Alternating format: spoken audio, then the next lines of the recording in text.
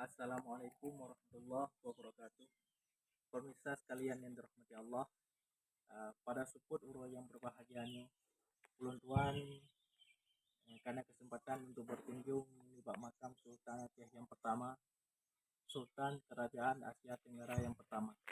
Beliau juga Raja Aceh yang pertama, bertempat di Bandar Sharifah, Kecamatan Perelak, Nanggro Aceh Darussalam. Pada kalian kondisi keadaan tempat serba sederhana.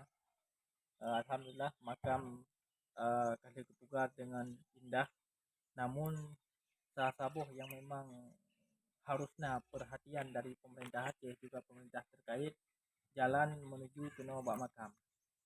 Karena tutup untuk terlewati bak makam nyoka rusak, han bisa dilewati oleh kendaraan roda 4.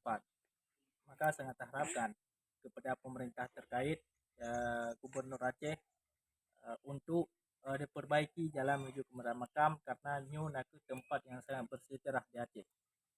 Islam pertama di Aceh, juga kerajaan Islam pertama yang ada di Aceh. Nyu harus nyu lestarikan dan rupa seindahnya agar lebih dikenal oleh masyarakat Aceh juga masyarakat dunia.